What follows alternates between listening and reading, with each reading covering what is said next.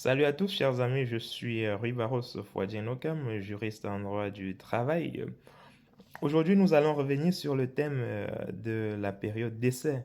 Alors, la question de fond aujourd'hui est celle de savoir est-ce qu'il est possible de prévoir une période d'essai pour un salarié qui a déjà travaillé au sein de l'entreprise. C'est une question qui revient souvent et c'est une question cruciale parce que vous savez que la période d'essai c'est un élément important mais essentiel du contrat de travail qu'il faut définir en amont.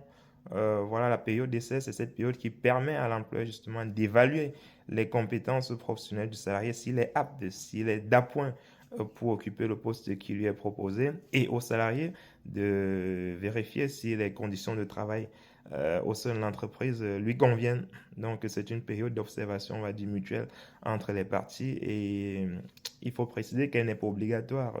Et si les parties décident de mettre une période d'essai dans le contrat de travail, il faudrait qu'ils respectent les durées de période d'essai, notamment prévues par les conventions collectives.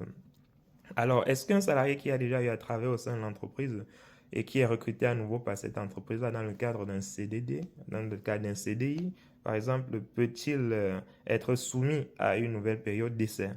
La réponse à cette question est évidemment non. Tout dépend en fait du contrat que le salarié, des contrats antérieurs que le salarié a eu à exercer au sein de l'entreprise. Dans tous les cas, il y a une jurisprudence de la Cour de cassation qui a une décision de la Cour de cassation qui est revenue récemment sur cette question et qui a estimé que de toutes les façons, la période d'essai du salarié euh, que peu importe en fait la forme de contrat dans laquelle le salarié s'est engagé par le passé, l'essentiel est que l'employeur ait eu la possibilité d'évaluer les compétences professionnelles du salarié durant cette relation de travail. -là.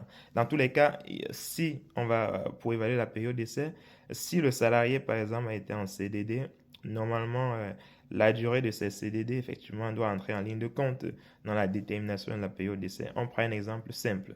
Si un salarié, par exemple, a été recruté pour une période, pour un CD de 4 mois et qui par la suite est embauché sur le même poste par la même entreprise en tant que cadre, par exemple, et que la période d'essai est de 4 mois pour les cadres, normalement, le salarié ayant fait 4 mois de période de CDD, normalement, il n'aurait plus, l'employeur n'aura plus la possibilité de lui mettre une période d'essai de 4 mois. Par contre, s'il a fait 2 mois de CDD et qu'il est recruté sur un poste de cadre, normalement, les cadres, c'est 4 mois la plupart du temps, mais ça dépend aussi des conventions collectives. Dans ce cas, il faut décompter les 2 mois de CDD qu'il a eu à faire sur la nouvelle période d'essai qui va lui être appliquée. Il en est de même pour les salariés qui ont travaillé en intérim. Si vous avez été intérimaire, normalement, les 3 mois d'intérim, n'est-ce pas, qui précèdent votre nouvelle relation de travail, votre nouveau contrat de travail en CDI, doivent être décomptés de la période d'essai qui va vous être appliquée. Et tout cela dépend effectivement de votre statut, si vous êtes cadre, employé ou ouvrier ou agent de maîtrise. Donc, il faut bien vérifier la convention collective et voir quelles dispositions il faut appliquer. Si vous avez été apprenti et par la suite vous êtes recruté en CDI, normalement vous n'avez pas de période d'essai.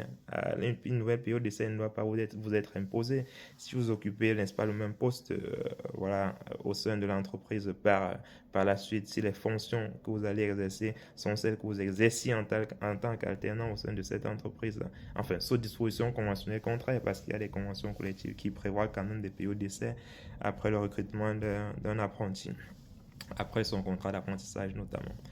Et qu'en est-il si le salarié a travaillé en tant qu'auto-entrepreneur avant d'être recruté par la suite en CDDI? Là encore, il n'y a pas de distinction sur la forme de travail à faire. Donc, l'essentiel, c'est que l'employeur ait eu la possibilité d'apprécier les compétences professionnelles du salarié. Donc, s'il a été auto-entrepreneur et que l'employeur a eu la possibilité d'évaluer sa façon de travailler, naturellement, la période, n'est-ce pas, les périodes d'auto-entrepreneur vont être décomptées en fait de sa période d'essai qui va être appliquée. Donc, c'est un peu comme ça que fonctionne le dispositif de période d'essai dans le cadre d'un nouveau contrat de travail pour un salarié qui a déjà eu à travailler au sein de l'entreprise. Donc voilà, je crois que c'est très clair pour vous. Donc n'hésitez pas, si on vous impose des périodes d'essai, n'hésitez pas de vérifier le cadre législatif, le cadre réglementaire, même le cadre jurisprudentiel pour voir si cette période d'essai est légale ou pas. Allez, on est ensemble les amis, n'hésitez pas à vous abonner comme toujours et surtout à commenter et à partager.